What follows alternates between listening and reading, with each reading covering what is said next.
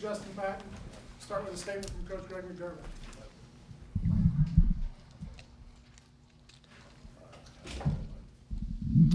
I mean, it's like I told the team, that's a heck of a win.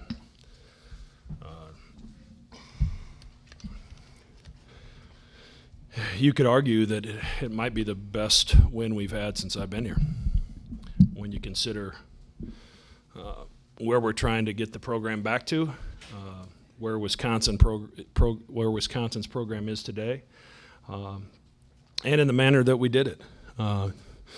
Nobody forces Wisconsin into 16 turnovers. Nobody keeps Wisconsin off the free throw line.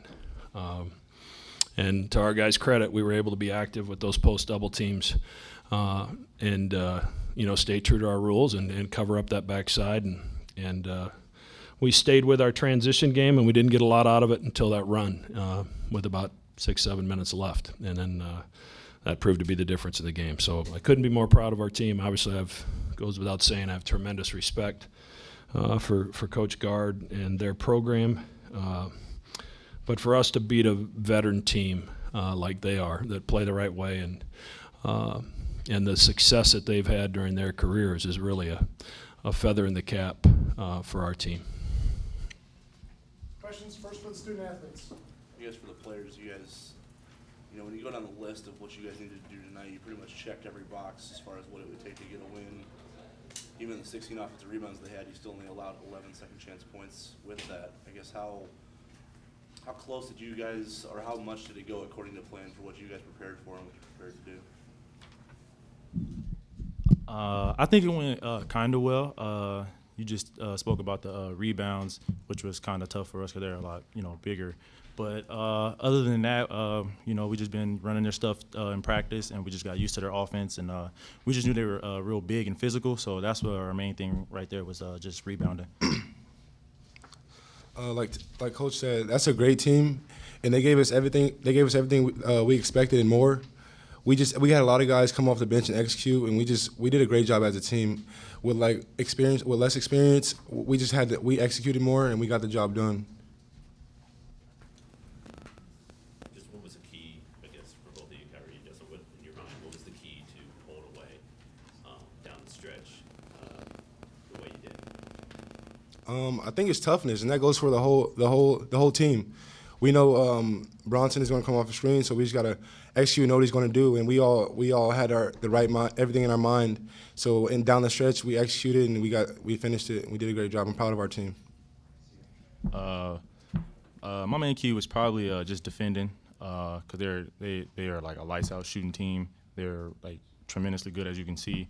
That was just my main thing, was just defending and rebounding for the team to get this win. I think that was all our key, because the coaches stressed that on us. The whole, preparation for this game was just, toughness and rebounding.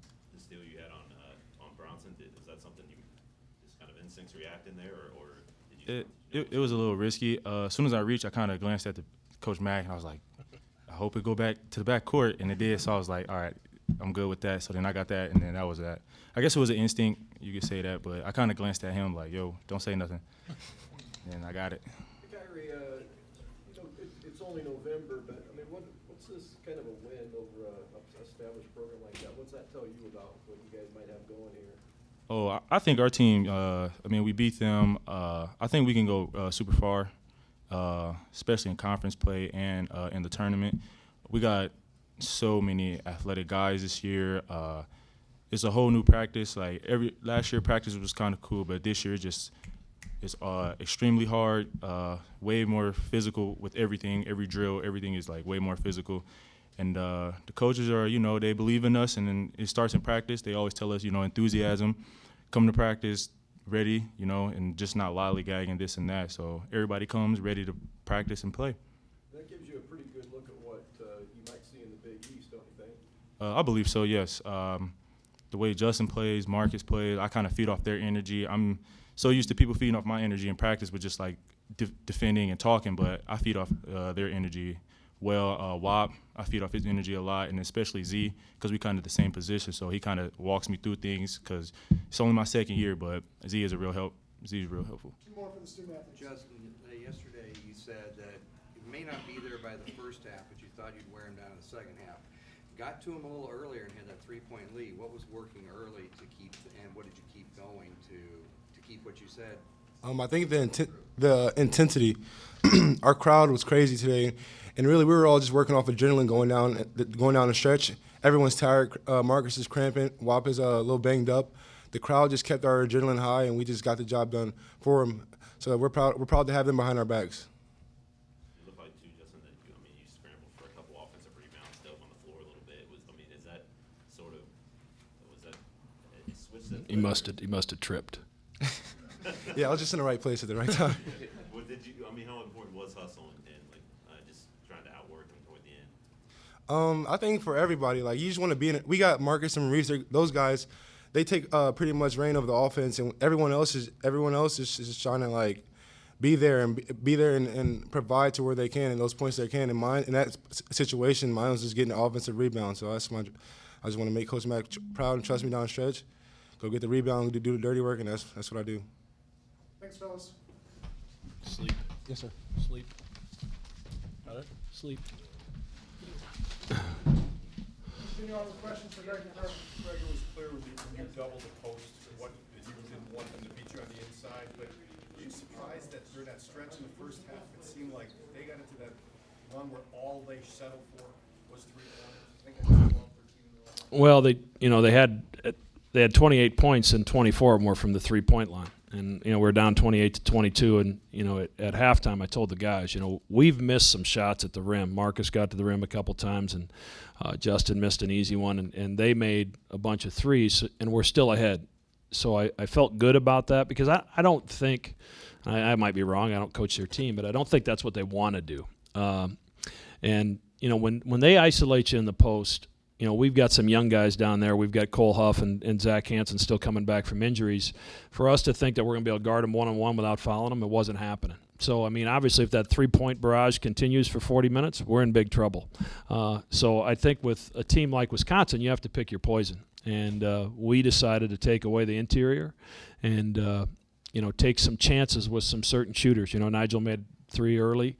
But if he's shooting threes, he's not around the basket. And for us, that's a good thing.